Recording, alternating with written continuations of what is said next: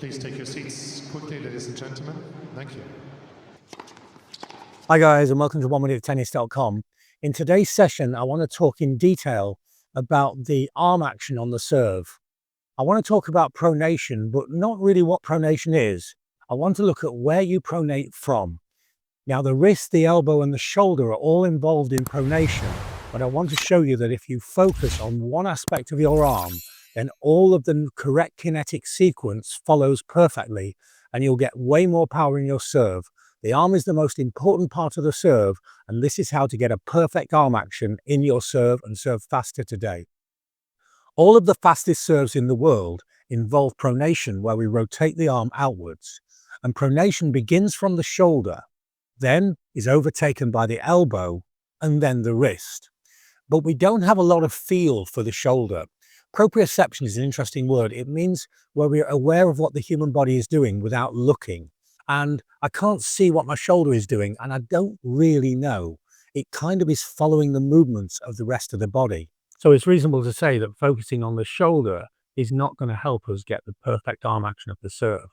We don't want to focus on the wrist, because then we're swinging from the hand and the racket. So we've broken the kinetic chain, and we're swinging from the farthest point away from the body rather than the nearest point that we can. But I am aware of what my elbow is doing. And so by focusing on pronating the elbow, you'll get more power with control, and it's easy to apply because you have an awareness of what the elbow is actually doing. But what shape should the elbow be making for you to have the most efficient and powerful serve possible? So to begin the perfect arm action in the serve, my arm goes forwards, and then my elbow stops and is slightly moving in a backwards direction, away from the direction that I want to send the ball through the contact. This seems very strange. For a better understanding of this, let's examine another sport. If we look at the game of soccer or football, then the players have a throw in. And when they make the throw in, then the movement, the elbows are actually moving backwards. I'll do this with a ball and without a ball. It's sometimes easier to see without the ball. So look, I make the throw in movement here, and my elbows are forwards and now backwards, forwards and now moving backwards. And this creates the most powerful throw in. The same motion is present in the serve and will create the most powerful possible serve. To help you acquire this and apply it into your serve almost immediately, I want to do this where, first of all, we're not trying to go by what we feel, but we're going to go by what we can see and feel. So I'm now going to make the service action down here where it's visible.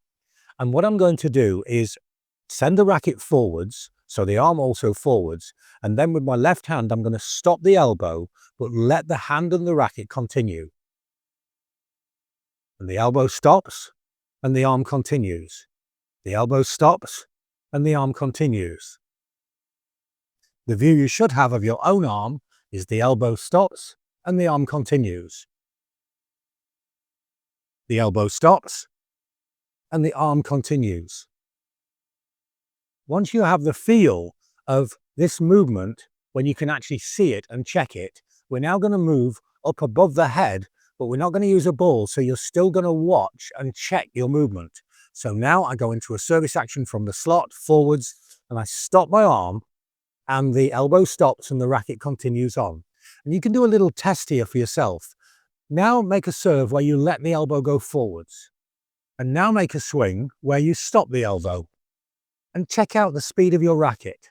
And when the elbow's traveling forwards, it's a push and the racket is slower.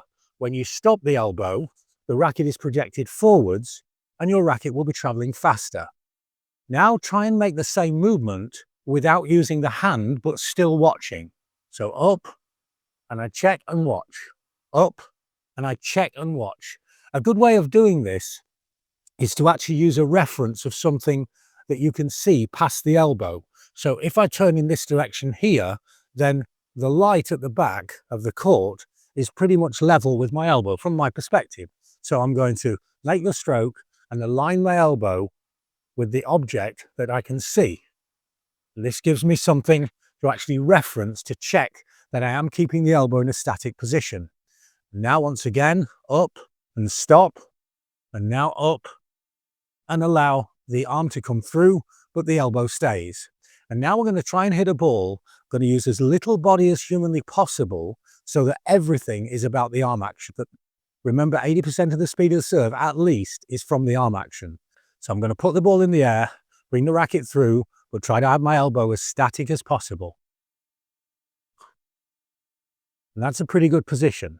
And now I'm making pronation from the elbow. The shoulder is moving as well. The wrist is moving as well. But pronation is being created from my elbow, and I can feel it. Once you've gone through these progressions, it's fairly easy to start to progress this into the serve. And it helps possibly to finish on the right side of the body for a while. You see, the service action is entirely taking place on the right side of the body. I know every high-level player we've seen finishes on the left, but this is an illusion, because what's actually happening is that the pro is turning their body as they make the serve. If I don't turn my body, then my finish is on the right side. Very often, the reason that the elbow is projected forwards is the recreational player is trying to emulate the finish of the pro without the turn of the body. So once again, I'm going to make the swing, freeze the elbow, and I'm finishing on the right side of the body. Later, we can add the rotation of the body, but at the moment, I think you should focus entirely on the arm action because that's where the real source of power is going to be. Go through these progressions, make sure that you're locking the elbow to create pronation, and the shoulder and the wrist will naturally follow, and you'll have a faster swing, a faster serve, and it's way easier. If this helps your game, then this and every aspect of the serve are covered in our 2 service books, the Kick Serve Solution and the Serve Solution. Check them out now on Amazon. They are very comprehensive and they're very easy to follow. Or join players in over 40 countries that I'm helping all over the world. We have a unique blend of video analysis, but then personalized one-to-one coaching.